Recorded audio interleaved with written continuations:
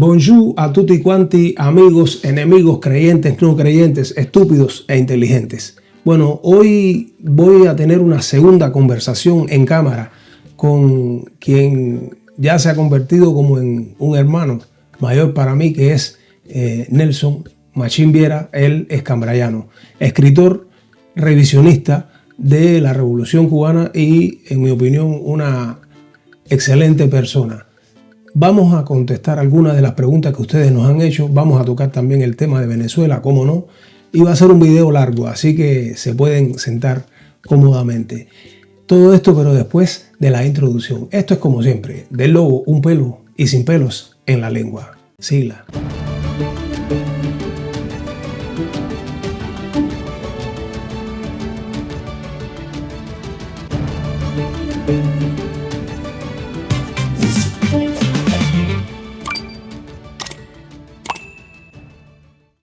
Bueno, pues bienvenido al canal de los lobos o al canal del lobo un pelo, a Mr. el Guajiro Natural, el escambrayano, don Nelson Machín Viera. Buenas noches, viejo, ¿cómo tú estás?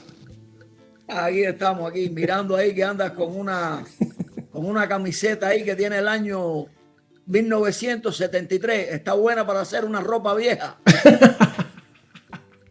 Yo ni sabía que tenía ese año. Sí, eso pasa. Coño, ¿tú lo viste? Oye, la historia de este pullover es que yo no sé, esto. Por eso tenemos que hacer muchas conversaciones como esta, chicos. Esto es un suéter, no sé qué cosa, viejo. Que una amiga de Daniela, cuando vivíamos en Roma, fíjate cuántos años tiene esto. El tipo no lo quería y está buenísimo, baby, quería botarlo. Y entonces la amiga de Daniela le dijo, coño, mira, a lo mejor a Elito le guste. Claro, coño, me gustó, compadre. Lo que pasa es que yo le corté el cuello y las mangas. Bueno, Guajiro, qué bueno vernos a ver. Tenemos algunas inquietudes de tu banda, de la gente que te sigue, que ahora parece que me está siguiendo también a mí, gracias a ese trabajo de promoción que hiciste con el video, que se lo vamos a dejar en descripción. Elito es valiente, una cosa de esa. Bueno, hay algunas preguntas y se las vamos a contestar. Una de ellas es ¿cuál es mi nombre? Porque Elito, bueno, mi nombre es Helio con H, Helio Jorge Ojeda Canto, y nací el 14 de septiembre de 1963 en Centro Habana, en el barrio de las putas y de la droga, en el barrio de Colón. Tú sabes que el barrio de Colón era el barrio de los proxenetas y de los prostíbulos. Sí, era un barrio. De La Habana hace poco. Bueno, La Habana hace poco. Yo nací ahí a 100 metros detrás del Capitolio, en la calle Amistad, entre Dragón y Barcelona. Inclusive le he hecho hasta canciones a eso. Y entonces ese es mi nombre, pero el nombre Elito es mi nombre artístico. Y decidí ponerme Elito George, porque aquí en Italia los italianos no saben pronunciar la J. La J ellos no la saben pronunciar. Ellos no saben decir J, Jorge, Hugo. Y entonces tuve que ponerle la G y pronunciar el Jorge en inglés, George. Y el Elito es porque mi abuela materna, que fue quien en realidad me crió, me decía siempre Elito. Entonces, bueno, pues se quedó el Elito George. Así que satisfechos los amigos que querían saber el origen del Elito y si era con H o sin H. Ok.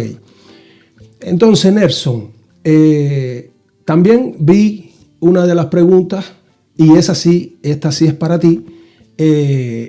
¿Cómo fue la historia con tus padres? O sea, ¿qué fue de la vida de tu papá y de tu mamá? Cuéntanos un poco esa parte de tu historia. Bueno, antes de entrar ahí, déjame decirte, porque no me gusta dejar las cosas a medias, que La Habana, estuve en La Habana, en la bahía de La Habana, casi 2 años, cuando estaba en la Marina de Guerra.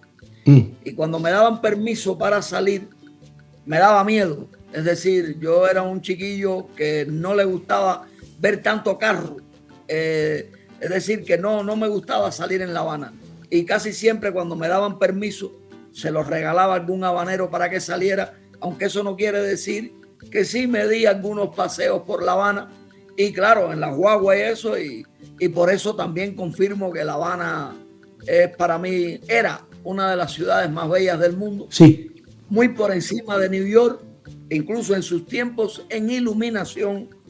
Esa canción que se llama New York, New York, que Sinatra era muy loco estar metido en La Habana. Parece que es más a La Habana que a New York, la ciudad que nunca duerme. Y bueno, esa era una de las cosas por las que estos desmadrados le tenían tanto odio a La Habana y la han llevado al punto en el cual está, porque al quitarle las ferreterías, ya eso es una bomba. Y ahí está La Habana derrumbada. Entonces, Lito, ya dejando eso ahí, porque hay que matizar, ¿no? Porque a veces hablo de La Habana. Entonces, si este tipo no conoce La Habana, lo que no sé, ninguna dirección de La Habana, solo él y 23. Creo que lo estoy diciendo bien. Creo que lo estoy diciendo bien. Sí, él y 23, lo está diciendo perfectamente. Ahí estaba Yara, ¿no? Sí, perfectamente. En L y 23, ahí, de frente al Hilton. A lo que era el Habana Hilton. Ahí, claro. Incluso mis hermanas, porque bueno, que es bueno que te diga, mis hermanas estuvieron en el Hilton cuando nos echaron del Escambray. A mis hermanas que tendrían 10, 15, 16 años por ahí, porque eran una detrás de la otra, las metieron en el Hilton, porque el Hilton fue el campamento de Fidel Castro durante mucho tiempo, y las metieron ahí sobre pretexto de que iban a estudiar corte y costura, pero era para que era como escudos humanos. A cientos de niñas del Escambray metieron ahí en el Habana Hilton, que actualmente, pues bueno, le llaman Habana Libre. Entonces, esto es un detalle importante que tiene que ver con la limpia del Escambray, para que la gente pues sepa algo que mucha gente desconoce. A estas muchachas se le llamaban las Anitas, porque le iban a dar una máquina de coser que, si mal no recuerdo, se llamaba Ana o Reina Ana, algo así era. Y al devolverlas al lugar donde estuvieran sus padres, porque ya cuando ellas regresaron, ya no estábamos en el Escambray, en las alturas, estábamos en un campo de concentración. Entonces, bueno, me preguntas por mis padres, decir que ambos eran canarios de las Islas Canarias, mi papá de la Isla del Hierro y mamá de Las Palmas. Y mamá enfermó en el campo de concentración del cual le estoy hablando, un inhóspito lugar en Caibarien, cerca de Aguajay, que se llama Aridane. Creo que hay ahí una presa. No sé si en el video anterior hablé de esto. Hay un día a caminar. Y este campo de concentración, allí mi madre enfermó. Allí las condiciones eran horribles. Yo pienso que algo le metieron, porque también mi madre mandó a hermanos míos a la guerra del Escambray. Nelson, ¿en qué año? Menores de edad. ¿En qué año fue eso? Estamos hablando de principios de los años 60. Date cuenta que yo nací en el 59 y de estas cosas pues no recuerdo nada, solo lo que han hablado los hermanos míos, que incluso los que ella mandó a la guerra, los puedo decir ahora porque ya no viven, cayeron presos, y los salvó un tipo que estaba enamorado de una de mis hermanas. Un cuñado que después se casó con esa hermana mía. Si no, los pelan a los dos. Y bueno, siempre la infancia transcurrió cuando me veía con mis hermanos, escuchando anécdotas de lo ocurrido en el Escambray, pero no lo suficiente como para hacer el libro que quisiera hacer sobre eso. Y los que en esas cosas me pueden ayudar, pues tienen mucho miedo, tienen pánico, hasta hablar conmigo por teléfono. Gente que tiene mi sangre tiene miedo a hablar conmigo. Entonces, allí mi madre enferma. Ese sitio hoy en día es una presa de agua, me han dicho, aunque tiene un pueblecito al lado, que nadie de aquel pueblo sabe que eso fue un campo de concentración. Y hasta para ir a buscar el agua para beber, el agua potable, que es raro porque en Cuba donde quiera hay agua potable, tenían que desplazarse como 3 kilómetros para poder traer agua para beber, porque el agua de allí era verde, según me han dicho mis hermanos. Y bueno, allí enfermó mi mamá. Yo siempre pienso que le metieron algo, de lo cual estoy convencido, y muere. Ya cuando salen de allí, que mi padre con un dinero que tenía escondido, que pudo salvar. ¿Cuánto tiempo pasó entre que ella se enferma y muere? ¿Meses, semanas, años? No, ahí deben haber transcurrido unos 5 años, por la edad que yo tenía cuando ella muere, que yo tenía 6 cuando ella muere. Ya. Que además es anecdótico, ahora que nombro el dinero que mi papá sacó del Escambray, porque cuando ellos los expulsan del Escambray, los dejan llevarse algunas propiedades, camas, por ejemplo, camas y calderos y cosas así. Ya mi papá tenía deseos de que se lo llevaran de allí. Él sabía ya que se lo iban a llevar porque sufría mucho viendo un secadero que tenía de café, que eso era obligado en todas las casas de los campesinos, ¿no? Para secar el café, que el café lleva un proceso tremendo y hay que darle varios días de sol, recogerlo por la noche. Y en ese secadero, los milicianos que estaban cazando rebeldes, que estaban sublevados en el Escambray, allí mismo en el secadero hicieron una cocina, pero una cocina enorme con calderos de estos para batallones militares y cocinar con leña. Entonces traían animales de mi padre, toros, cerdos, carneros, y los mataban allí, y mi padre mirando por la ventana, porque no podía salir de la casa, mirando por la ventana toda aquella barbaridad.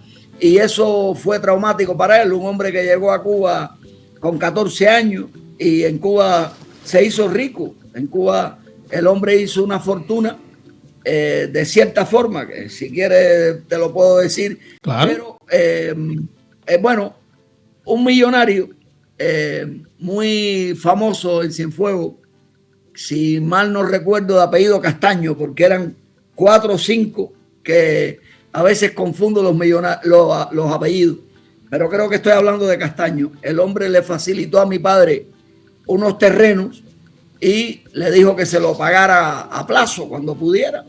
Y mi padre, pues, que era muy trabajador, pues se lo pagó.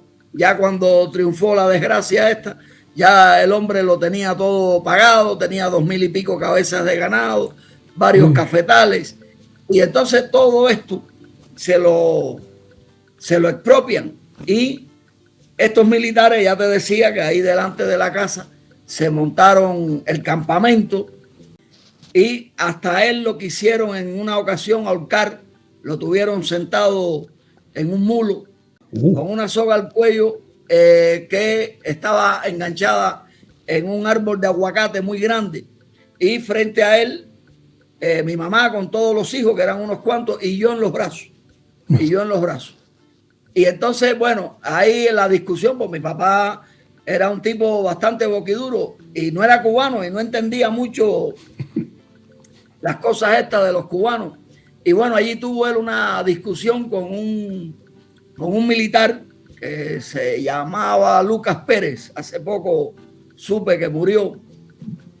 Tuvo una discusión con el hombre, pero bueno, nada, lo bajaron del mulo y quedó con vida, y lo expulsaron de sus tierras en un camión. Entonces esta conversación viene porque mi papá escondió dentro de las patas de la cama, que eran unas patas como de hierro, pero huecas.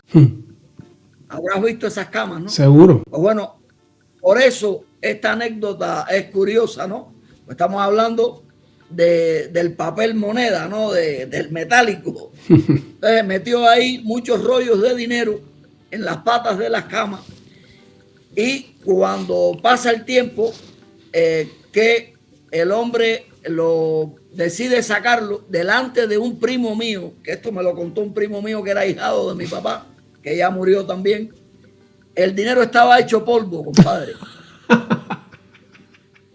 Había asimilado el óxido y polvo fue lo que salió de las patas de la cama. No. Ya esto, cuando mi papá había comprado un bohío en un pueblo que hay a unos kilómetros de Cienfuegos que se llama Cumanayagua. ¿Qué? La conozco. Bueno, la familia mía que vive allí se horroriza cada vez que yo nombro el pueblo, ¿no? Pero bueno, ¿qué voy a hacer? Yo no tengo la culpa de que tengan miedo. El miedo es un enemigo. El miedo es un enemigo. Y de algo hay que morir. Seguro. Está claro. Seguro. Y entonces, bueno, allí en aquella, cuando ellos llegan allí a aquella casa, que esto a mí me ayuda mucho a imaginar cuál puede ser la solución para el pueblo cubano hoy en día. Porque todo esto lo vi con mis ojos, aunque ya a mí me habían adoptado en la ciudad de Cienfuegos. A mí me había adoptado un gallego precisamente porque mi mamá estaba muy mal. Este gallego en cuya casa nací y casado con una tía mía, allí me adoptó, pero casi cada vez que podía me montaba en una guagua haciendo una basurita así y me iba para Cumanayagua porque me encantaba estar entre mis hermanos, que la pobreza era alucinante, las ruinas en las cuales vivían, y había entre ellos y yo una diferencia que creo que nos ha marcado toda la vida, porque yo me crié en la casa que hay en Cienfuegos, donde hasta el año 68 se vivió en opulencia, no lo puedo negar, y mis hermanos no. Y tengo dos hermanos más pequeños que yo, porque aunque los quiero con la vida, mi padre cometió la irresponsabilidad de en un campo de concentración pues fecundar, algo que yo no puedo entender, como si tú eres esclavo, como si tú estás en la ruina, metido en la basura, estás preso, ¿cómo vas a tener más chiquillos? No lo puedo entender. Bueno, tú sabes cómo. Son cosas que yo a veces veo algún cubano que salen ahí en videos y esto, quejándose de cómo le va y que tiene 5 o 6 chiquillos. Sí, compadre, pero usted no deja de meter el machete. Usted no se la piensa, usted no sabe lo que es la marcha atrás, ¿sabes? Porque hay que pensar, compadre. Nadie sabe la situación en que se encontró tu papá. Le pusieron... Sí, no.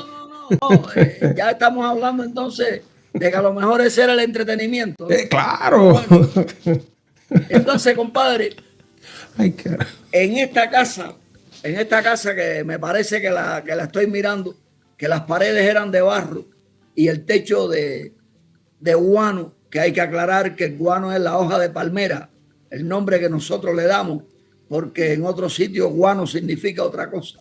Sí, caca de murciélago. Abono. Y sí, cosas así. Y entonces, bueno, allí en aquella casa, allí vivían todos amontonados, porque era muy pequeña la casa. Entonces mi papá pues la fue agrandando con maderas y cosas, le fue haciendo más habitaciones. Y al fondo de la casa había un terrenito, un terreno que comparo a veces con 2 canchas de baloncesto, a veces con 3, porque he perdido más o menos la idea, ¿no? de cómo era del tamaño. Y por el centro le pasaba una laguna que en realidad no era una laguna porque corría, pero corría muy, muy poco, pero siempre tenía agua. Y entonces ahí, eso era un basurero municipal. Fíjate, eso no pertenecía a la casa. Pero ya ese basurero no existía basurero. Pues bueno, mi papá con mis hermanos, hubo hombres que se acoplaron, que trabajaron con mi padre en las alturas del Escambray y que siguieron con la familia. Era gente que no tenía familia ni nada y siguieron con la familia. Y entonces esta gente allí pues empezaron a sacar latas, las cosas brutas de la basura, de la que había en el basurero. Es decir, mudaron un basurero. Parece que no fue mucho tiempo basurero, que tampoco cuando aquello en Cumanayagua vivía tanta gente como para que lo abarrotaran de basura. Y entonces se fueron llevando todo lo que había ahí bien lejos y luego ahí mi hermano empezó a plantar arroz. El arroz se daba de maravilla. Mi papá empezó a hacer trabajo de carpintería. Era un tipo, hacía casas de estas de bohíos. Era especialista haciendo bohíos y demás. Y así pues fueron sobreviviendo. Y en menos de qué sé yo, 2 o 3 años, estaban muy por encima de todos los vecinos. Estamos hablando de comida, porque el cubano todo lo mide por la comida. Estaban muy por encima en posibilidades y eso que estaban bajo vigilancia constantemente. Estaban muy por encima de todos los vecinos que no cultivaban nada, que simplemente vivían en una casa con un patio y 5 o 6 gallinas, ¿no? En mi casa, en esa casa, no me gusta decir mi casa, en esa casa las gallinas eran por, qué sé yo, 40, 50, unos huevos maravillosos, porque todo eso es ecológico, ahí no había abono ni nada de eso. Y el arroz también, pues, maravilloso el arroz que se recogía. Y en distintas épocas del año, pues plantaba en una parte malanga, en otra plantaba maíz, a veces frijoles, siempre estaba recogiendo algo, siempre. Y mi hermano mayor era el director de la orquesta, ¿no? el que obligaba a la gente de la familia a trabajar, los obligaba, y eso cualquiera lo puede interpretar mal, pero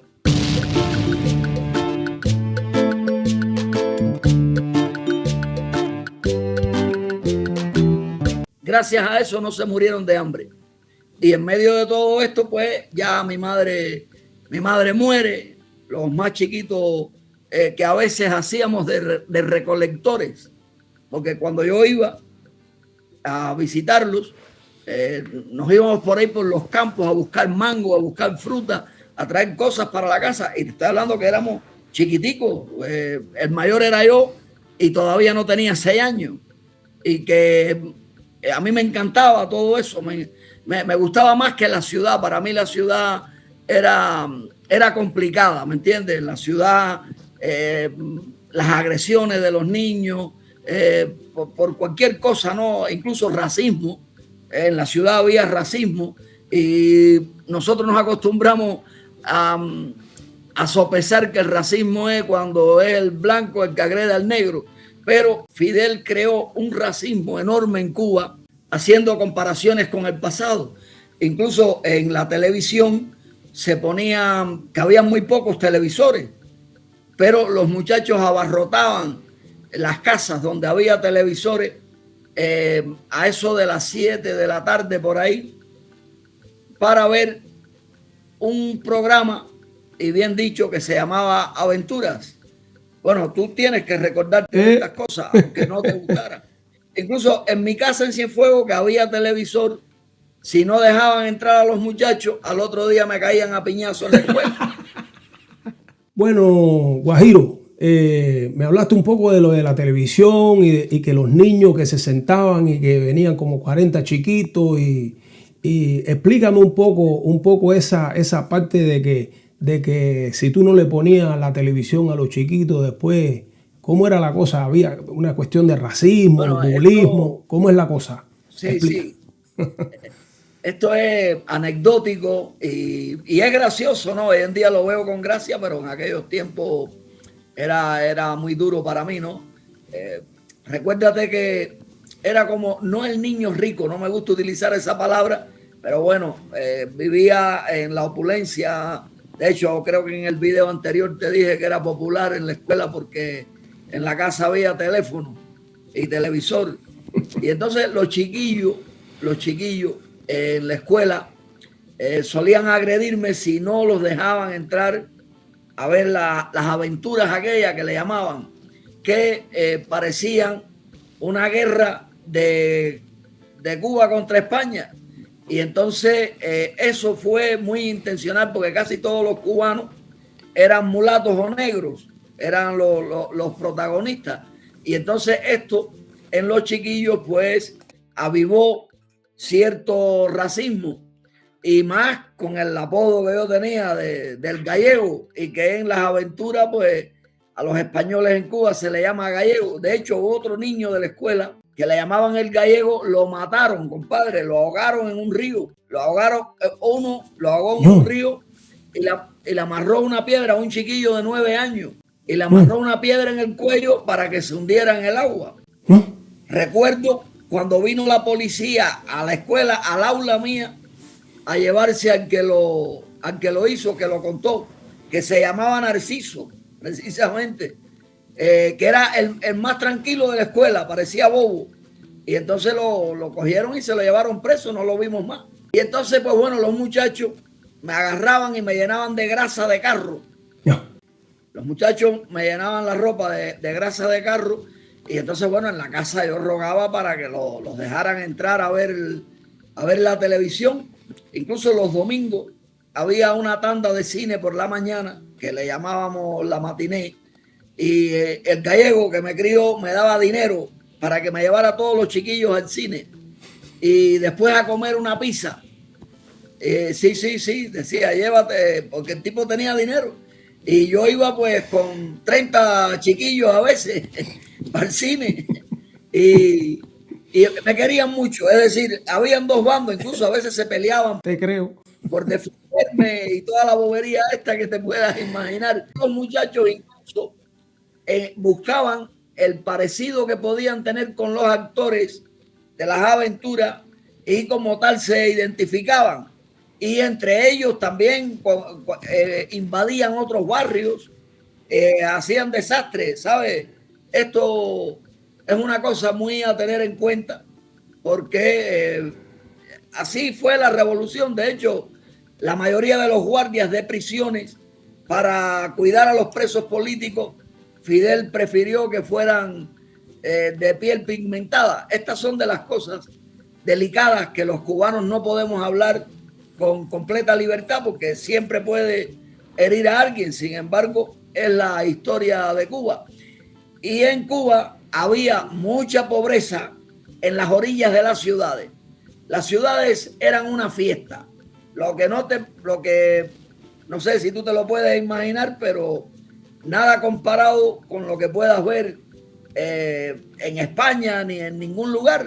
Cuba era una fiesta.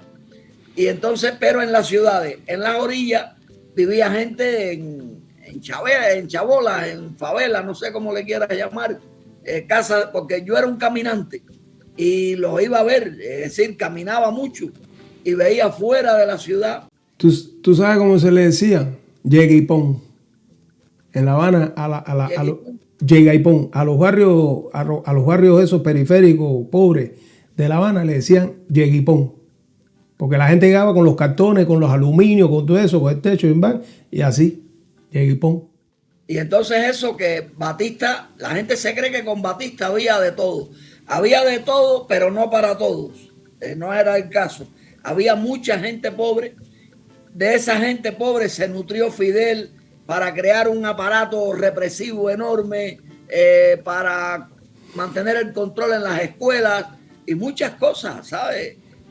Salieron de esa gente pobre para estudiar magisterio. Después eran los maestros que, como salieron de la basura, pues defendían a la revolución. Y son cosas incluso que, si uno quiere, las puede comprender, es decir, las puede interpretar, ¿no? Porque fue el favorecido, como los deportistas y cosas así, gente que de pronto tú veías en la televisión que salían por ejemplo, de un barrio que te estoy hablando, que estaba detrás de la casa. Detrás no, depende cómo lo veas, delante, pero un poquito para allá retirado. De ahí salió Silvio Leonard, un corredor de los 100 metros. Coño, campeonísimo cubano, atleta. Que decía que cuando pasaba los 60 metros sentía que iba volando, porque era muy delicadito, no era un tipo que tuviera cuerpo para esa especialidad. Sí, y entonces, pues, por ponerte un ejemplo, yo quisiera que tuviera cómo vivía ese hombre. Y después, pues bueno, el chalet y todo el cuento en el centro de la ciudad, creo que era de un médico que se fue al exilio. Estas son las cosas de Cuba, brother. La revolución, bueno, lo que le llaman revolución, que en realidad es una involución, pero fue una obra perfecta para que todo saliera tan mal. Y entonces te arrastraban con las músicas, los himnos. No hay país que tenga más himnos que Cuba. Y entonces todas esas cosas pues emocionan y todo eso está estudiado. Todo eso está estudiado, que se mete en el cerebro del individuo. Y bueno, somos víctimas de ese proceso. Y entonces, aunque no creyéramos, aunque con un buen amigo pudiéramos hablar la verdad, entre nosotros estábamos, no, es decir, sabíamos que no podía, sabíamos hasta dónde podíamos llegar, porque por cualquier cosa te metías en un lío. Nelson, yo te voy a hacer una pregunta, a lo mejor a los amigos también tienen la misma curiosidad. Si no, pues escríbanlo en los comentarios si ustedes tienen esta misma curiosidad que yo le voy a preguntar a Nelson. En tu opinión, Fidel Castro le dio cómo hacerte esta pregunta, porque esta es una pregunta que pudiera malinterpretarse. O sea, Fidel Castro, no estoy hablando de la revolución, estoy hablando de Fidel Castro, el personaje de Fidel Castro, le dio un cierto poder a los negros en Cuba. O sea, porque yo noto una diferencia entre los negros de Cuba y los negros del resto del mundo. O sea, es como si los negros cubanos caminaran más orgullosos. ¿Eso tiene que ver con Fidel Castro? ¿Cómo era eso antes del 59? ¿Qué tú crees de eso? Sí, sí tiene que ver porque yo me crié en un barrio en el límite de la burguesía con los negros. Incluso había negros ricos del pasado, como un jugador de béisbol muy famoso, era vecino mío, que ya cuando yo era niño ese hombre ya se había retirado, me crié con sus hijos. Entonces eran muy buenos, muy decentes, más decentes que 500 blancos. Entonces enfrente a la casa, en diagonal, había una familia de negros, entre las cuales me crié también. Y nada, todo era gente noble, muy noble, muy noble.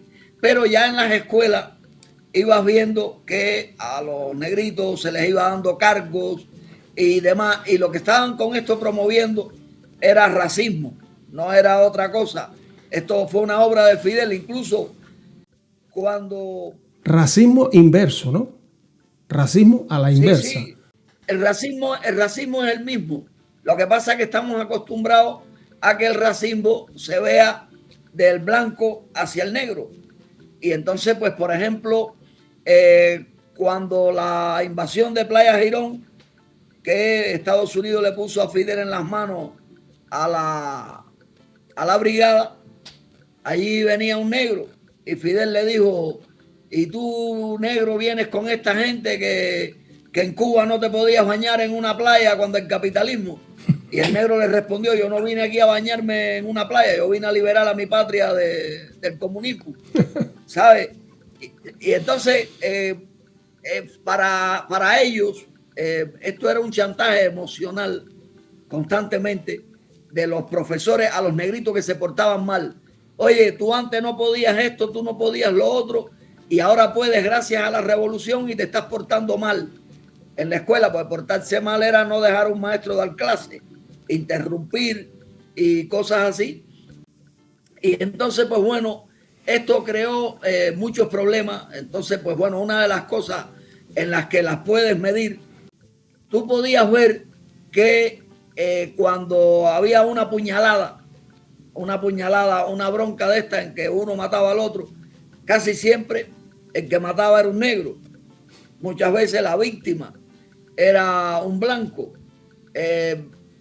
Yo diría que llegamos a vivir una situación, ya esto cuando era un poquito más grandecito, una situación en la que verdaderamente tenías que cuidarte. De hecho, Cienfuegos, que fue una ciudad bastante racista en el pasado, tenía dos clubes que habían sido clubes de cazadores que eran de un lujo alucinante. Y entonces eso, la revolución que acabó con los cazadores, pues lo dejó a merced del pueblo, como decían ellos, y uno se convirtió en un sitio solo para negros y otro para blancos, y eso no lo forzó nadie, eso fue una división solita que se creó.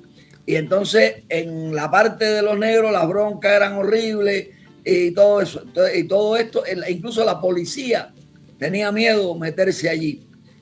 Fue irónico, luego abrieron otro que le llamaban El Cajón, que también lo ocuparon los negros, hasta un día en que tuvieron una bronca y vino la policía. Y tú puedes creer que había un chileno, porque en Cuba había, esto te estoy hablando ya sobre los años 70, posiblemente 77 por ahí, cualquiera que sea de Cienfuegos podrá escribirlo ahí porque este tipo era famoso. De Chile trajeron a muchos chilenos comunistas a vivir a Cuba.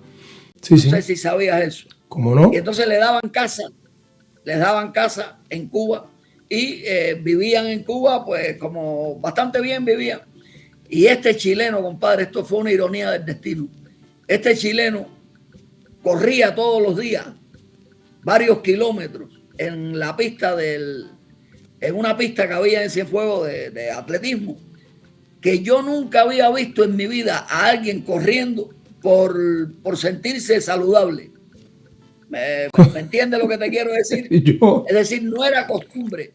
Claro, nosotros corríamos obligados, sí, en la educación física, en los entrenamientos de deporte que estuviéramos practicando. Yo practicaba el kayak, tenía que correr una barbaridad también. Oye, tú sabes, Nelson, tú sabes que yo también fui kayakista. Yo estuve en el equipo juvenil de kayak de Ciudad Habana y Dios mío, seguimos teniendo cosas en común. Bueno, dime, chileno. Y entonces, conociste a los hermanos Colomé. Claro, pues yo estaba en kayak en los años 80. Esos eran unas bestias, Entonces mira, esto que te contaba del chileno es interesantísimo, compadre, porque lo repito, yo nunca vi a nadie correr así por correr, solo si te obligaban, y este tipo no, todos los días. Y tú puedes creer que en esta bronca que se forma allí, la policía lanza un tiro y le dio al chileno en la rodilla. Ay, y no. le tuvieron que amputar el pie, compadre. Y entonces el tipo, bueno, era popular porque lo veías con la muleta, con las dos muletas de estas brutales que había. En cualquier parte de la ciudad lo veías parado ahí en una esquina. Qué ironía del destino, ¿eh? Penando. Qué ironía.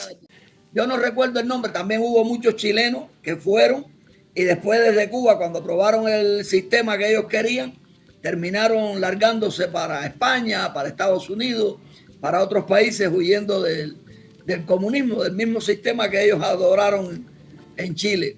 Y entonces después, tú sabes cómo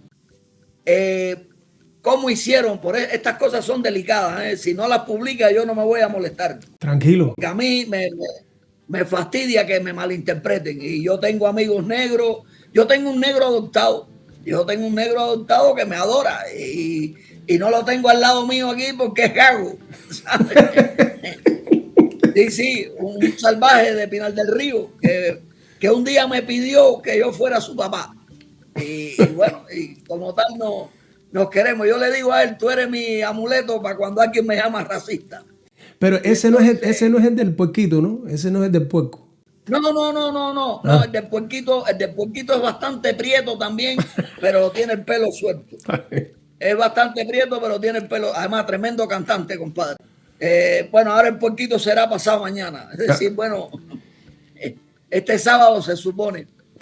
Y entonces, compadre, que cómo lograron en este sitio que se llamaba El Cajón echar a los negros fuera, porque las broncas eran alucinantes, porque también casi todos practicaban deporte de combate, que esta es otra parte del cuento, casi todos eran boxeadores, judokas, y entonces y querían pues exhibir eso, ¿sabes? En aquellos años no había hambre, En aquellos años comías lo mismo todos los días, pero te podías atiborrar de arroz con frijoles, que eso es uno de los alimentos más potentes que pueda haber. Esa mezcla de arroz con frijoles, eso es alucinante. Y entonces estaban becados, estaban en escuelas, donde comían en las escuelas, porque el gobierno nos dio comida para que no le mordiéramos la mano. Y entonces todo esto estaba planificado así. Y entonces en la ciudad, para quitarlos de allí, de ese sitio que se llamaba El Cajón, ¿tú sabes qué hicieron? Le cambiaron el tipo de música. Ya, que al cambiarle el tipo de música, al ponerle música, Arbejamo, no vine. música esta. Sí, pero es que también en aquellos años estaban prohibidos Camilo VI, Roberto Carlos, Julio Iglesias, estaban prohibidos. Entonces ahora no me vienen Feliciano, no me vienen a la José Augusto, por ejemplo, este no estaba prohibido. José este tipo de música. José sí se escuchaba. José sí, pero no mucho por aquellos años que yo recuerdo. Nelson Ned. ¿Qué pasa? Nelson Ned sí, ese sí. ¿Qué pasa? Que esta es otra parte también, que los blancos por aquellos años nos gustaba la música en inglés y a los negros pues las músicas cubanas. Y a los blancos que les gustaba la música en español era a los guajiros, a los del campo que vinieron para la ciudad, era a los que les gustaba ese tipo de música. En aquellos años el bolero como tal estaba bastante abolido, le gustaba precisamente a los negros que se emborrachaban y blancos también, y se ponían a sufrir por una mujer y se ponían a cantar en cualquier esquina, era divertido también, ¿no? Y entonces aquí con la música ya lograron espantarlo, porque ¿qué pasa? Que también eran años donde no existía la promiscuidad que vino después. Respetábamos mucho a las muchachas, teníamos pánico a crearnos problemas con los padres, porque cualquier padre venía y te cogía por el pescuezo y te decía, oye, respeta a mi hija porque te mato. O el hermano, el primo, todo el mundo venía a advertirte. Y entonces uno pues cuidaba, pero ya empezaba el tema, como poniendo músicas lentas para que la gente bailara apretado, ¿sabes? Y ya eso pues va creando pues los calentamientos de los motores y va en evolución el tema. Y así, pues bueno, yo vi paulatinamente cómo se fue creando el desastre cubano.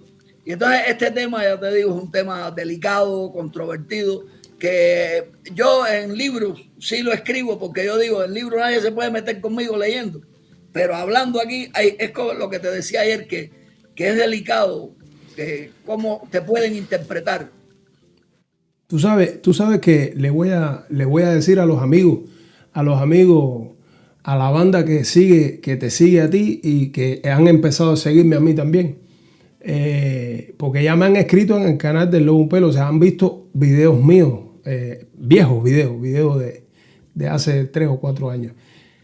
Tú sabes otra cosa que tenemos en común tú y yo, Nelson Machín Viera. Toda la familia, por parte de madre mía es de Cienfuegos. Son los Pous. Yo soy uno de los pocos descendientes que quedan de Arquímedes Pou, Carlos Pou. Mi abuela, que me crió, qué curioso, nena, es Asunción Pous Machado. O sea, es Pous Machado. Y mi abuela era oscurita, pero con pelo indiado. Era como una negra india. Y es de Cienfuegos. Mi abuela es de Cienfuegos. Y mi bisabuelo es de Cienfuegos. Y mi tatarabuelo es de Cienfuegos, por parte de madre. Para que te des cuenta que tenemos muchas cosas en común. Y yo a Cienfuegos he ido. No, además, te lo dije. Yo a Cienfuegos iba no solo por la parte de mi abuela, porque cuando chiquitico que me llevaban, que no fui más con ellos, porque ya mi abuela vivía en La Habana hace muchos años. Con mi abuelo Canto que era boxeador, porque los dos trabajaban en la compañía de teléfono de Águila y Dragones. Que tú estabas hablando, tú has mencionado la historia de las casas. Yo vi ese video que casi ningún cubano es propietario de casa. Bueno, mi abuela y mi abuelo, que los dos trabajaban en la compañía de teléfono. La compañía de teléfono construyó un edificio en Amistad 408 entre Dragón y Barcelona, que ahí fue donde nació, o sea, y le dio esos apartamentos, se los vendió a poco precio a los trabajadores de la compañía de teléfono. O sea que el apartamento donde yo nací y me crié, ese sí era propiedad de mi abuela y mi abuelo. Se lo vendió la compañía en el año 58, una cosa esa, porque ese edificio lo terminaron de construir en el 57. Edificio moderno de 2 pisos, ahí en Amistad.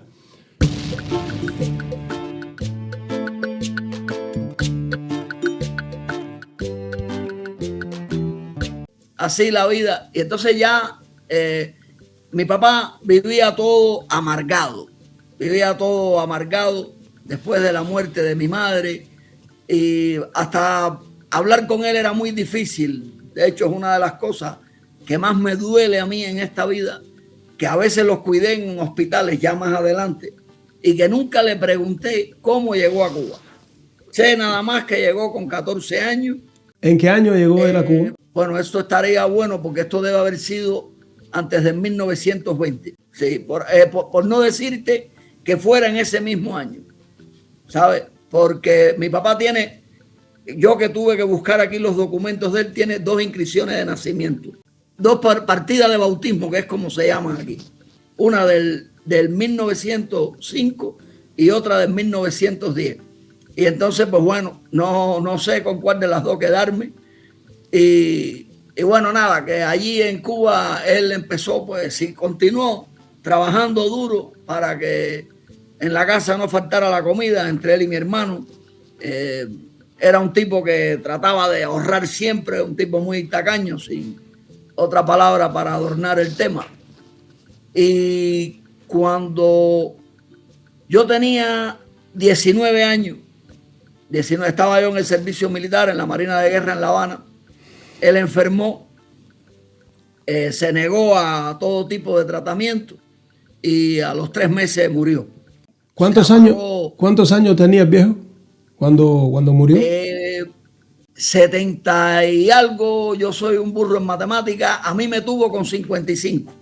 Y mi mamá era más joven que él porque cuando mi madre muere tenía 43. Con 43 años. Y mi papá, pues, unos cuantos años después, diría yo, pues que casi 15 años tal vez, o 16, 17, muere con 70 y pico. Ahora no recuerdo bien el pico, pero cualquiera que sume la edad que yo tengo, si nací en el 59, y él debió morir en el 80 por ahí, debió morir mi papá, en el año 80, si mal no recuerdo, o tal vez el anterior, a final de 79, por ahí no lo recuerdo bien. Y entonces, bueno, nada, esto es lo que te puedo contar de los padres. Muchas lecciones tengo al respecto porque soy hijo de extranjeros, criado en Cuba. Nadie se imagina lo que eso significa, además de canarios, que eran muy despreciados en Cuba. En Cuba había un escalafón para las razas que había en Cuba. Y en último lugar estaban los canarios.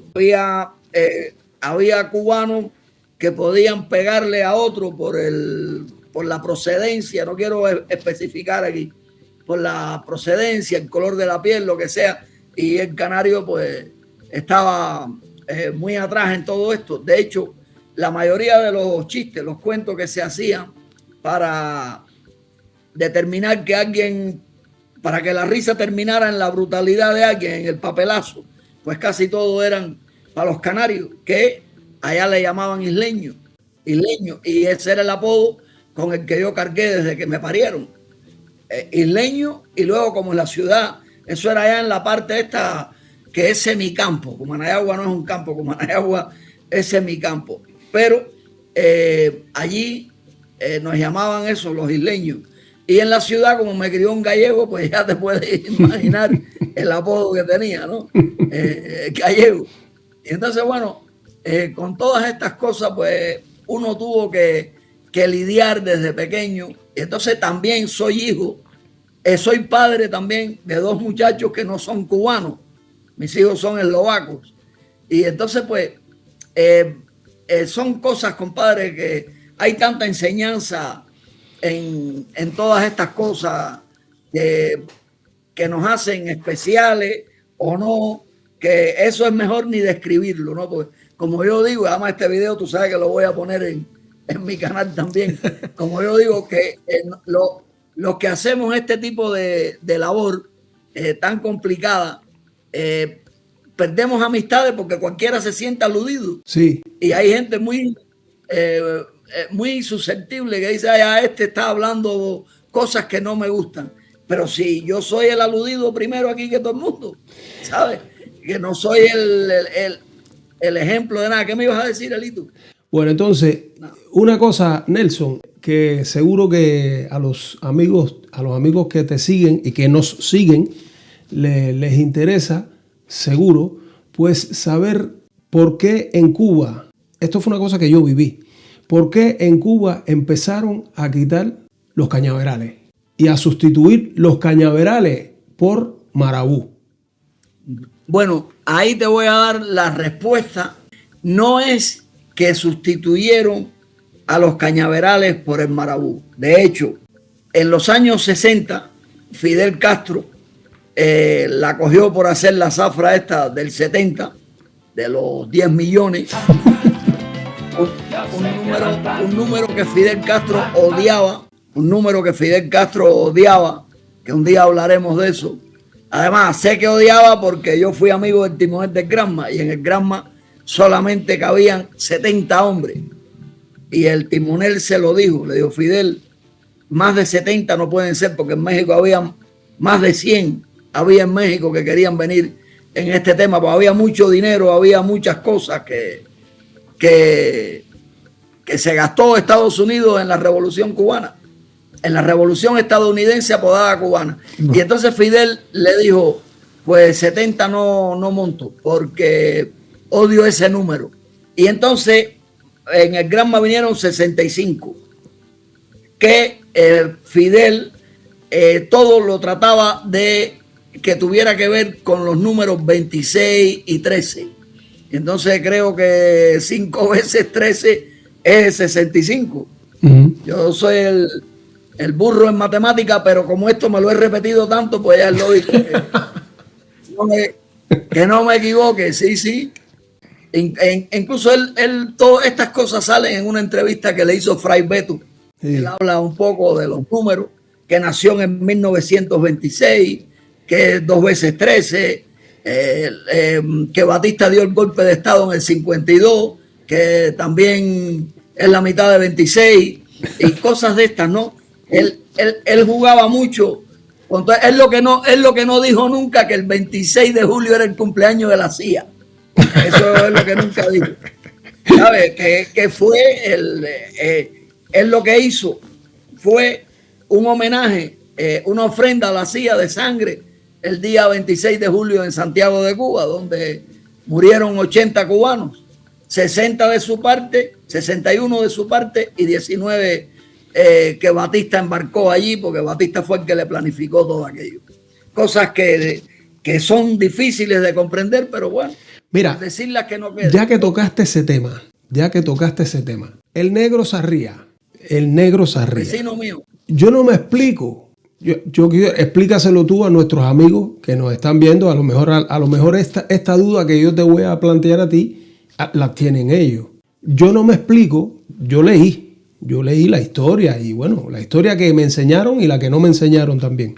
Yo no me explico cómo es posible que, o sea, Fidel ataca en Moncada, bien, en fin, todo lo que conocemos, todo lo que sabemos y el carajo. Y entonces se escapan, se fugan, o sea, se salvan, digamos, 5 u 8. Entonces esa gente se van para el campo, se van para el monte. Ok, matan a 5. Fidel y otros 2 más se meten en un bohío. Así es como cuentan más o menos la historia. Y entonces ellos estaban cansados, hambrientos, tal y tal. Coño. Y de buena primera abre la puerta del bohío y se ve con un fusil puntado en el pecho y lo van a matar y el carajo.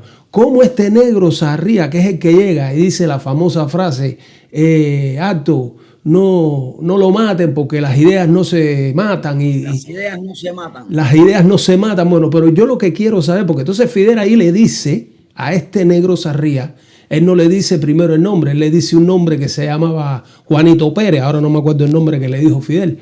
Y entonces después Fidel se dio cuenta de que el negro era una persona de confianza y decidió confesarle de que él era Fidel Castro. Pero no se lo digas a nadie, así le dijo. Ahora mi pregunta es, ¿cómo este negro Sarría, que era uno del ejército de Batista, sabía que ese era Fidel Castro y lo que representaba Fidel Castro? O sea, bien, acuérdate que tenemos que, porque a mí, como dice una cubana, dice Nelson, tú escribes igual que como hablas, como un viejo cansado, que vuelves atrás y para adelante. No, dale. Cuidado lo del Marabú. Sarría, Pedro Sarría Tartabul. Pedro Sarría Tartabul, así mismo. Tartabul,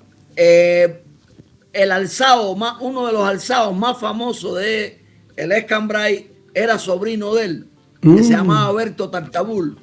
Para que tú veas cómo es la historia de Cuba. Y Berto Tartabul fue trabajador de mi padre en el Escambray. Y su hermano Cheo, que lo mataron en Girón, a favor de Fidel. Fíjate, las cagazones, sin otra palabra que no me gusta utilizar, que los cubanos tenemos encima. Bien, y bueno, nada, seguimos con... Además, creo que era pariente también de Berto Tartabul, el tipo que tuvo a mi papá amarrado en la mata del aguacate, para tú sabes que todo esto está conectado aquí. Entonces, ¿qué pasa con Pedro Sarría Tartabul? Que Pedro Sarría había estudiado con Batista, taquigrafía. Se hizo sargento taquígrafo con Batista. Además eran de la misma quinta, ¿no? Y entonces ya ahí había una amistad. Pero hay algo que a los cubanos, a los que son masones, les molesta. Pero, brother, yo estoy haciendo un estudio por ahí que a mí me enferma de cómo la masonería se implicó en el tema este del Moncada y de la revolución como tal. Por nombrarte uno, Ramiro Valdés era masón. Y entonces, sí, además, para el Moncada salieron de la logia de Artemisa. Salieron, que se llama Evolución. Fíjate que nada más le faltaba la R. La R. Y entonces, había uno que creo no equivocarme, de apellido Alcalde, que andaba con Fidel, que era masón. Ese estaba con Fidel. Y entonces cuando viene Tartabul, Sarría Tartabul, el tipo que los descubre, que eso es uno de las fábricas de mentiras más grandes que hay en este mundo de la Revolución Cubana, porque Fidel Castro en 6 días tuvo tiempo suficiente para irse para la Sierra Maestra. Caminando, no, gateando, podía ir. Así que, ¿qué pintaba metido en eso le llaman barentierra? Aunque los cubanos dicen barentierre, algo de eso, que es un bollo que es el techo sobre la tierra, como una choza. Y entonces salen de ahí Fidel y los hombres que estaban allí con él, y el tipo hace, el alcalde no sé si era Oscar, alcalde, creo no estar equivocado con respecto al apellido y al masón, que le hace una señal de estas masónicas de auxilio a los que venían, a ver si alguno las interpretaba, de los que venían con Sarría. Y entonces uno la interpreta y ya en ese momento decide arropar a la gente, porque es un hermano que no te imaginas tú, hasta el que estaba al frente de la logia de Artemisa, defendió en el juicio a algunos de los moncadistas, que es como se llaman esta gente. Y entonces el tipo, ya cuando le hace esta señal ahí, pues bueno, que para mí, Sarría venía mandado por Batista directamente, porque en primer lugar, si tú estás huyendo después de un ataque a un cuartel en el cual tú no entras y sales huyendo, además no había plan B, el Moncada no tenía plan B. El plan del Moncada era el baño de sangre para que se conociera Fidel Castro en Cuba. ya después, más adelante con el Granma, para que lo conociera en el mundo. No hay plan B, no hay camiones para llevarse las armas, como decían que si conquistaban el cuartel, se llevarían las armas para la sierra. No hay dónde están los camiones o dónde están los caballos, porque en la sierra no sube cualquier camión. Entonces son cosas de la lógica que la gente no se hace estas preguntas. Aunque bueno, para eso he perdido bastante tiempo en mi vida haciéndome las preguntas y respondiéndolas, para que el cipayo de guardia no pueda entrar en discusiones, porque estas cosas son irrebatibles. Y entonces, claro, bueno, ya de ahí se lo llevan para Santiago, para el vivac de Santiago de Cuba. Allí también está la masonería por todas partes, porque los soldados, 2 o 3 soldados de los que lo llevaban se lo querían fumar porque Fidel les mató hermanos dentro del Moncada. Él no, sus hombres, porque Fidel salió huyendo, Fidel no entró en Moncada en ningún momento. Y entonces ya se lo llevan para el vivac de Santiago de Cuba, y el cura, Monseñor Pérez Serrante, si mal no recuerdo era gallego. Ya ahí tú ves la implicación de la Iglesia Católica en todo esto. Además, ese tipo estudió en Roma, para que tú veas cómo todo estaba tan acoplado para que trepara Fidel al poder. Y luego, bueno, si analizas la cárcel por la cual pasa, que cumple, es decir, que le echan 15 años, que ya eso es ridículo, por 80 muertos, y que cumplió solamente una semana por cada muerto.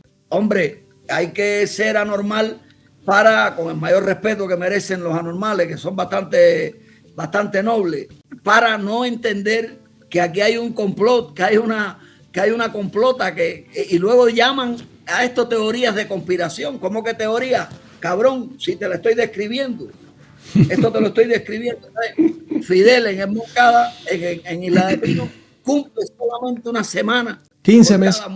15 meses tuvo. Los cubanos no valemos nada, como estos que pelaron ahora en Venezuela. Parece que todo estaba preparado allí para que mataran a los cubanos, porque no valemos nada. A nosotros nadie nos quiere. Por eso a mí me duele tanto el tema de Cuba, y sobre todo el cubano con complejo de yanqui que no quiere entender estas cosas. Fidel fue puesto ahí, en todo momento fue arropado por la Agencia Central de Inteligencia, que ya, acuérdate que ya había pasado el Bogotazo en el 48, y Fidel atacó el Moncada, para decir atacó, en el 53.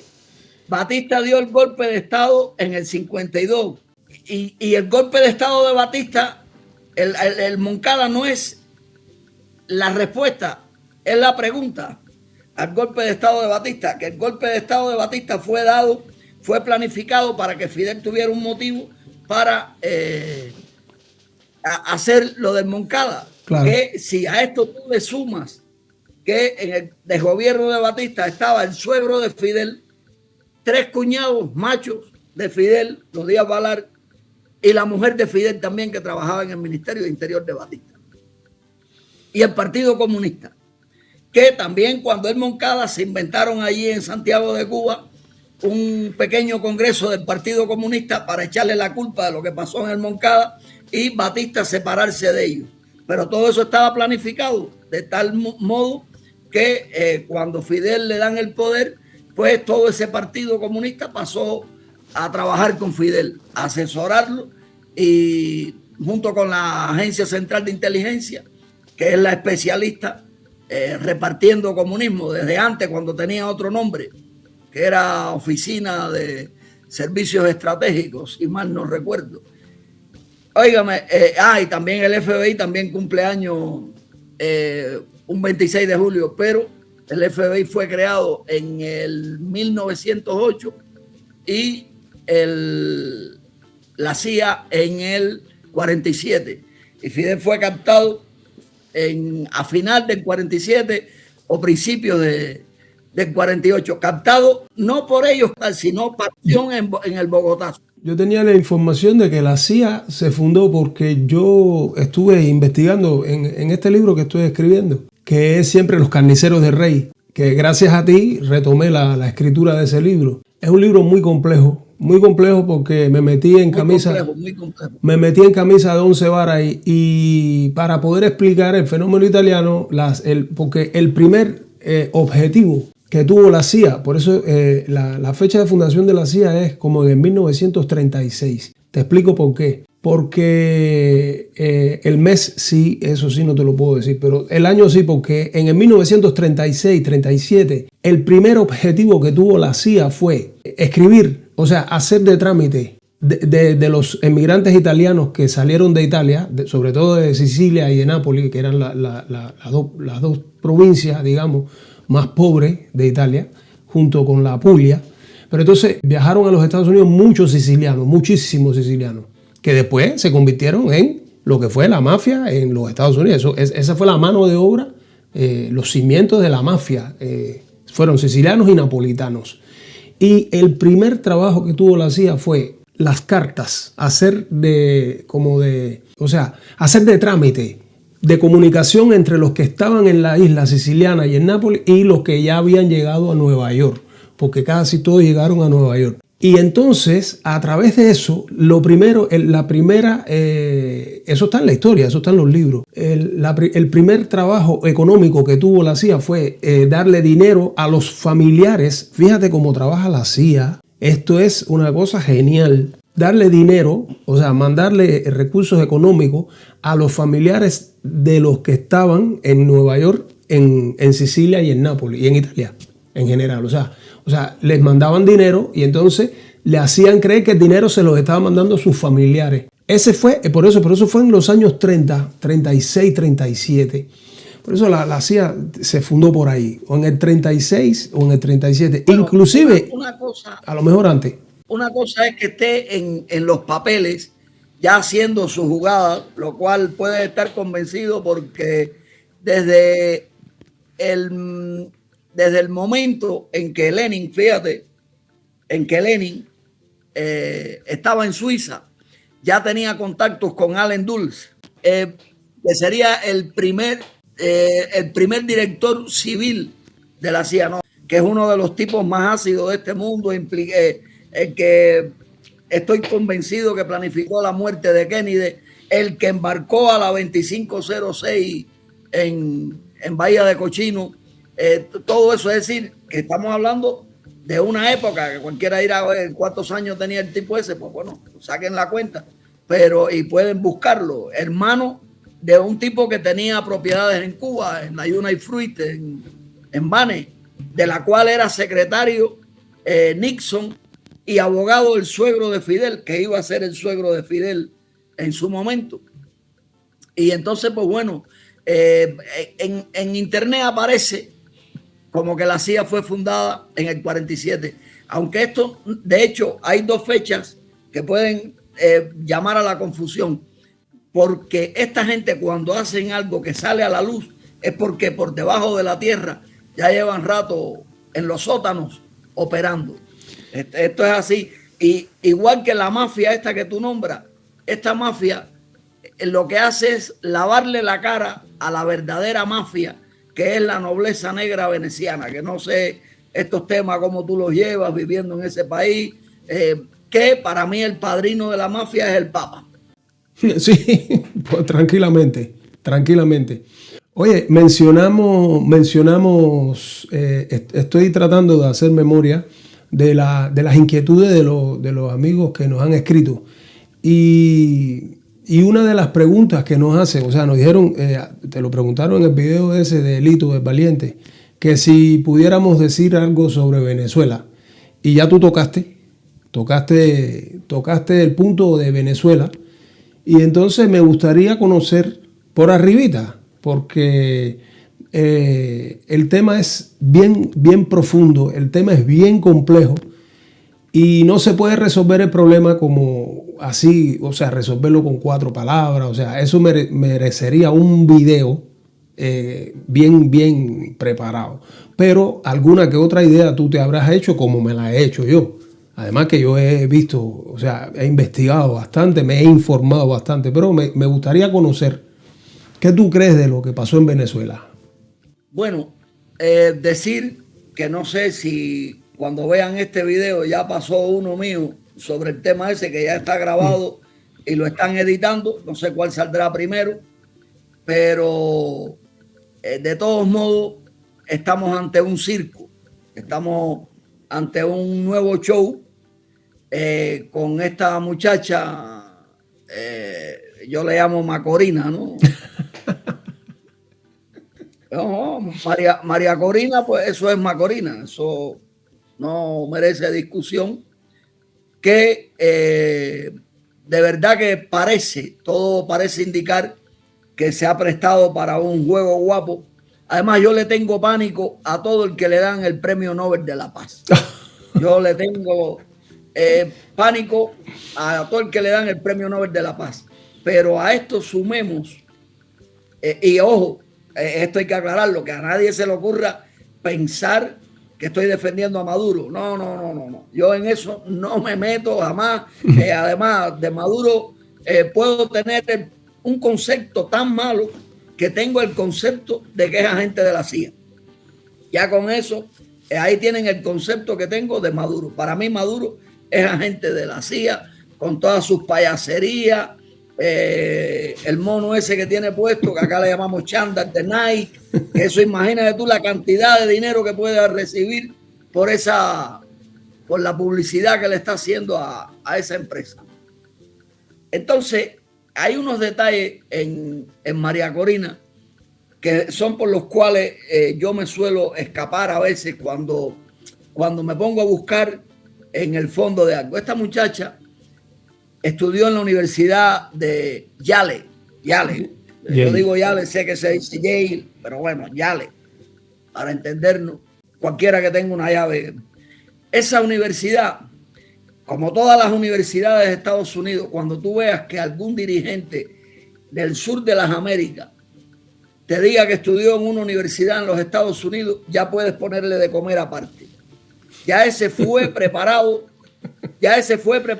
para romper el tejido social de su país. Seguro. Y después los devuelven para allá y ellos saben cómo subirte al poder. Ellos saben cómo hacer esto. Entonces, en esta universidad concretamente, es decir, que ella fue a la peor, que es donde están los Skull and Bones, que esta gente son una sociedad secreta que hace relativamente pocos años se descubrió por parte de uno de sus miembros que le mandó información sobre eso al gran Anthony Sutton, que es uno de los mejores investigadores de todas estas cosas que podamos tratar y de las que no trataremos porque sería demasiado. De la Universidad de Yale, los Skull and Bones, que eso es hueso y carabela. Esto, o sea que yo no sé pronunciar esa palabra. La lengua. Carabela. Porque desde las primarias, ay, las maestras que eran niñas, las maestras que yo tuve en la primaria, después que votaron a todas las viejas aquellas que eran una maravilla, le decían carabela lo mismo a un cadáver que a las de Cristóbal Colón. Igual, y no, tú no sabes en el capitalismo lo que me costó a mí adaptarme, porque en mi ciudad en Cienfuegos no había semáforo. Ay, me costó a mí adaptarme que cuando tú tienes permiso es con la verde, sí, porque lo dijeron al revés, era con la roja. Y entonces eso lo aprendí, se me metió en la cabeza, y de estupir eso fue un problema con el paso de los años. Y esa es una de las razones por las que me cuesta tanto la matemática, porque los maestros que tuve en primaria eran niños y niñas de 16 años. Un inocente así no puede ser un buen maestro, no tiene maestría pedagógica. Y entonces eso es una de las cosas que a mí en la vida me ha pasado una factura importante, ¿no? Menos mal que me dio por la historia. Incluso al ver que era mentira todo lo que enseñé en Cuba, dije, pues nada, hay que buscar la verdad. Y ahí está mi obsesión con la verdad. Y luego, no solo buscarla, sino cuando la encuentra, el explicarla de modo que sea irrebatible. Tú no sabes cuánta gente ven estas cosas con la rabia en el cuello, pero no pueden hacer nada. No pueden hacer nada. No están cogidos por los huevos. Están cogidos por los timbales, sí, señor. Yo lo Entonces, Entonces, estamos hablando de la Universidad de Yale. Sí.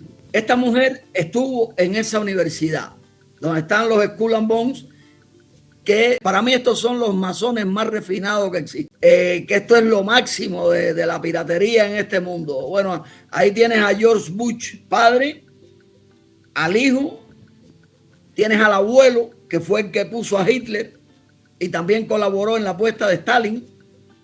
Son Skull and Bones. Kerry, Universidad de Yale. John Kerry. Kerry y Bush, lo viste en elecciones, los dos peleando y ganó Bush, pero el jefe de Bush es Kerry. Sí, señor. Es el patriarca desde Yale, que cuando la gente ve esto, yo digo, Dios mío, ¿dónde puede tener la cabeza el ser humano que escuchando esto y que lo puede comprobar? De hecho, hubo un periodista que los entrevistó a los dos cuando estaban en aquel teatro y poco después el periodista amaneció muerto. No. O lo mataron en la calle, no sé, pero bueno, te puedo mandar después las entrevistas del periodista si quieres verlo. Claro. Y ponerlas ahí también si deseas. Claro. You were both in Skull and Bones, the secret society. It's so secret we can't talk about it. What does that mean for America? The conspiracy theorists are going to go on. They are. I don't know. I haven't seen the rest. Number 322. First of all, he's not the nominee, and but look, I look Are forward. you prepared to lose? No, I'm not going to lose. You both were members of Skull and Bones, a secret society at Yale. What does that tell us? Not much, because it's a secret. Is there a secret handshake? Is there a secret code? I wish there were something secret I could manifest. 322, secret number? There are all kinds of secrets, Tim, but one thing is not a secret. I disagree with this president's direction that he's taking the country. We can do a better job, and I intend to do it. Entonces, esta gente, los Skull and Bones, también Cuba tuvo un gobernador durante unos días que fue un Skull and Bones. William Howard Taft, también Skull and Bones. Esto estamos hablando de 1900 y poquito. Este tipo fue uno de los más emblemáticos. Además, su familia de las fundadoras de la desgracia esta. Y entonces, cuando tú ves estas cosas, que Clinton también estuvo en esa universidad, no consta como Skull and Bones, pero estuvo ahí, y la mujer también. Y la mujer también. Entonces, cuando Gerald Ford, que fue presidente de los Estados Unidos, masón, pero no consta como Skull and Bones, pero cuando él fue presidente, entre comillas, detrás tenía a Nelson Rockefeller de vicepresidente, que entonces ya te puedes imaginar quién es el que mandaba, ¿no? Claro. Y entonces, bueno, esta mujer, el hecho ya de que haya pasado por ahí, además, hace poco ella felicitó a la masonería venezolana por el cumpleaños, si mal no recuerdo, 191, que creo que se quedó corta porque ahí hay más, porque Bolívar era masón. Sí, señor. Que fue el primero en prestarse para embarcar a Venezuela, para poner a Venezuela en uno de los ingleses.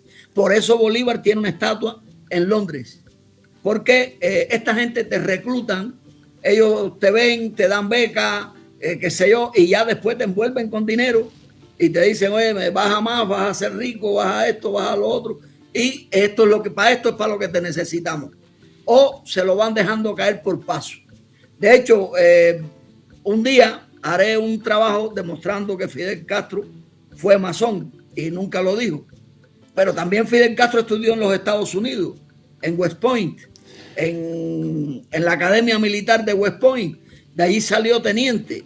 Además, si Fidel Castro era militar, ¿de dónde, en qué escuela Fidel estudió militar? Porque una cosa es un guerrillero y otra es un militar. De carrera. Y Fidel no necesitaba estrategias ninguna, ni nada de eso, si Fidel estaba más que dirigido.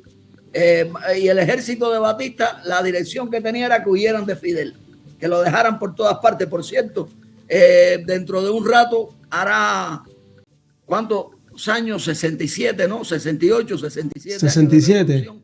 Que llegó a La Habana el día 8 de enero, donde lo esperó David Rockefeller en el mar. Y fue primero al mar, a la bahía de La Habana, a ser felicitado por Rockefeller. Un día 8 de enero hubo tremenda fiesta en los Estados Unidos porque al fin habían cumplido con el plan de poner a Fidel en Cuba. Una jugada maestra en complot con Batista, que claro, para disimular, a Batista no lo queremos aquí. Claro. Ese es el disimulo. Claro. Pero los tres estaban acoplados para ponerlo allí. Pero te me desviaste. Yo tenía una foto De Macorina. No, porque hablamos de los masones, de que algún día trataré de demostrar. Pero, profe, que Fidel es evidente que es masón. O sea, el que tenga duda que Fidel es masón, entonces no sabe la historia más común de Fidel. Fidel estudia en los jesuitas de Santiago y después en los jesuitas de La Habana. Y todos los jesuitas son masones. O sea, no existe una logia, una iglesia jesuita que no sea masón. El orden de los jesuitas fue fundado por los masones. Es el único orden que tiene la Iglesia Católica. El único. No quiere decir que sea los únicos que son masones. Atención. No, es el único orden que sí fue fundado por los masones, los jesuitas. Y si Fidel estudió en los jesuitas de Santiago y después en los jesuitas de La Habana, Fidel es masón, pero por la libreta. O sea, no hay forma de decir que el tipo no era masón. Si lo tiene en el grado militar, claro. En el grado militar de Fidel hay de todo un poco ahí. Además, los gestos de Fidel, cuando Fidel hablaba, las personas se recuerdan de los gestos que Fidel hacía. Son gestos masones. Lo que pasa es que él él era muy hábil en camuflajearlos. Pero los hacía porque los masones, cuando llegan a ese nivel de poder, aquí en Italia, Silvio Berlusconi, ¿cómo se llama el otro? Andreotti, todos los masones que aquí han sido ministros, tienen, cada vez que hacen un discurso donde hay cámaras de televisión, eso, tienen que hacer los símbolos con las manos, tienen que hacerlo para demostrarle a la élite que son los que los sostienen de que ellos están trabajando para ellos. Eso lo tienen que hacer y Fidel no fue una excepción. Fidel sí lo camuflajeó bien, pero los hacía los signos masones, porque él gesticulaba mucho. Fidel era un tipo que gesticulaba mucho con las manos. Fidel era un... Pero bueno, María Corina Machado. Y entonces esta mujer se ve que viene inyectada desde los Estados Unidos. Aquí no sé si pasado mañana hagan algo distinto, pero hasta este momento todo parece indicar que la tía se ha prestado para un show, porque no tiene lógica que quiten a Maduro si era narcotraficante, que por eso mismo, ¿por qué no quitaron nunca a Fidel? Claro. Incluso en un momento en que quitaron a Noriega. Entonces, no tiene relación esto que quiten a Maduro y que los que desgobernaban Venezuela con Maduro sigan en el poder. Eso no tiene... Y luego ella, pues, está como quien acepta todo lo que se está haciendo. Es decir, no presenta una fuerza, pero ya el hecho de que la sacaran de Venezuela, que eso es otro show, ya ahí dan a entender que ella tampoco puede regresar. Pero el mismo payaso que tienen allí en los Estados Unidos, creo que no la ve como la adecuada para sí, estar al frente de Venezuela. Y el otro, el Edmundo parece que no existe, que en este caso hubiera sido el que tenía que ser el presidente. Supuestamente fue el que ganó las elecciones, supuestamente fue que, bueno, y entonces... Por eso es que yo te hice esa pregunta. Estaba opacado por esta mujer.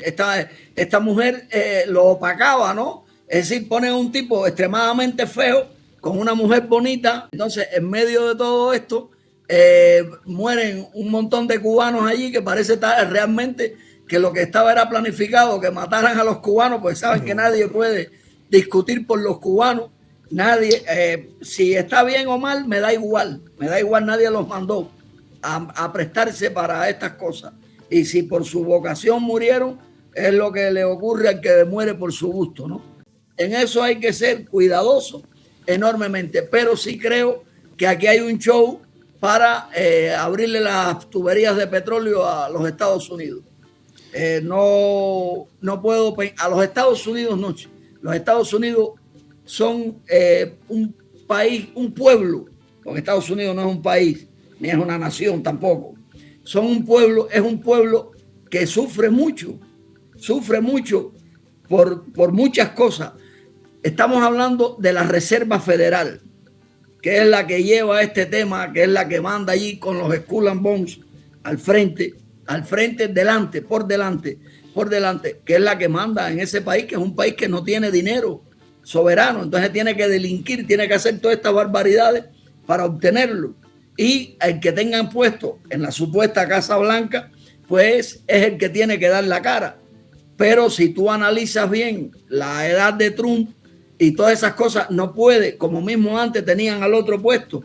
Esto porque yo no creo ni en demócratas, ni en republicanos, ni en eso. Igual. Es un país que está en decadencia y se lo ponen delante de los ojos al pueblo. Y una mente ya con esa edad no puede generar ideas, no puede trazar una estrategia tan fina, quirúrgica, como dicen ellos, para sacar a Maduro por los pelos de la cama, ¿entiendes? Y luego Trump sabe lo que es la bomba y todo eso, porque él se negó a ir a la guerra de Vietnam. Él, como Clinton y Bush, se negaron a ir a la guerra de Vietnam y siendo un deportista grandísimo y en buena forma. ¿Sabes? Es decir, que para los que lo ven como valiente, en el momento en que pudo demostrarlo, no lo demostró.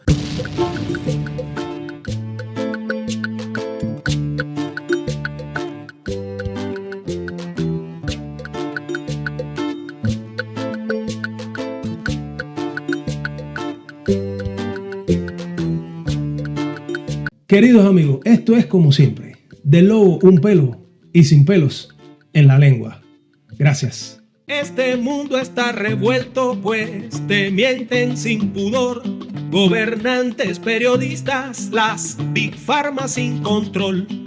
Te disparan en las venas un veneno aterrador que te pone como un zombie al servicio del Señor.